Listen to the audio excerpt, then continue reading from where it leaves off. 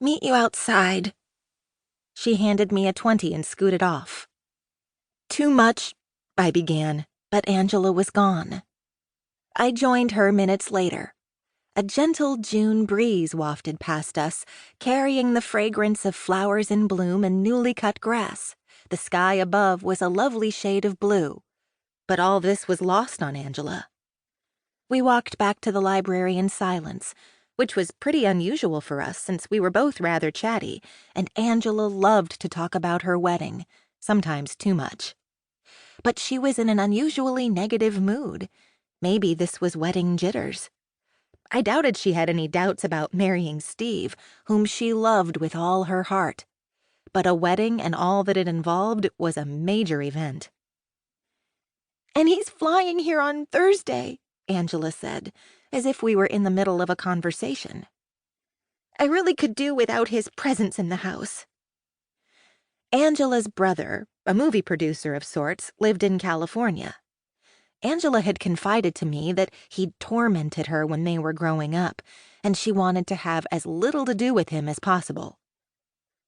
"Why don't you stay in your new condo?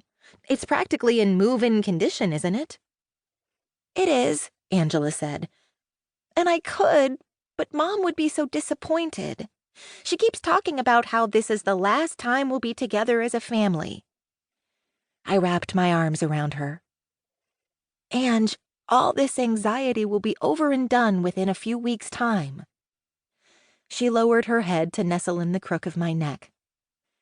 "I know, but I so wanted this to be a special time, one I will always remember." "I'll round up the girls and we'll find a new place for your shower."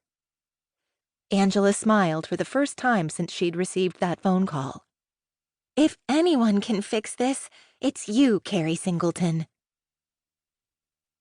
Smoky Joe, his bushy tail held high, was waiting for me as we entered the library's back entrance that opened from the parking lot. Smoky Joe was the library cat, technically my cat since he'd lived with me ever since one autumn morning when he'd made his way to my cottage from the farm on the other side of the woods. I bent down to pet his gray flank. "Hungry?" He meowed and set off for my office, certain that I'd follow him. I hugged Angela. "Try not to let this get you down. I promise we will find a new place for your bridal shower."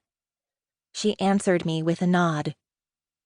As the Clover Ridge Library's head of programs and events, I had my own office, large enough for my desk and the one shared by my two part-time assistants, Trish Templeton and Susan Roberts, who were never here at the same time. Trish waved to me as I entered the office, barely looking up from her computer. She was short and round with rosy cheeks and was as efficient as anyone could wish for an assistant to be.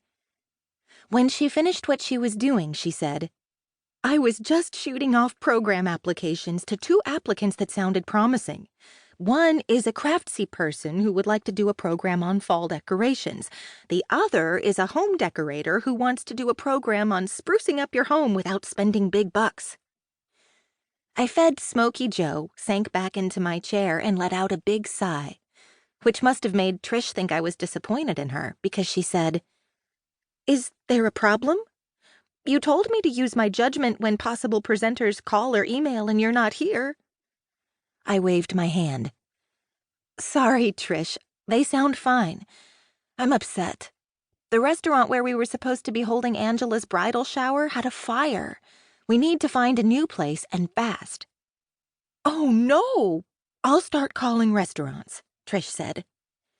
"And I'm off to talk to Sally, Fran, and Marion, see if they have any ideas." My first stop was Sally's office. Sally was our library's director and my boss.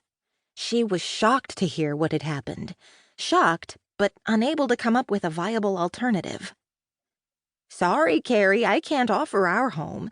Bob invited a few of his friends over to swim in our pool on Saturday." "Not to worry," I said. "We'll find something." But Fran and Marion weren't able to offer their homes either. Back at my office, I emailed my 3 co-hostesses. "No luck so far, but Trish is still calling restaurants. I think we have to notify the bridal shower guests re the cancellation and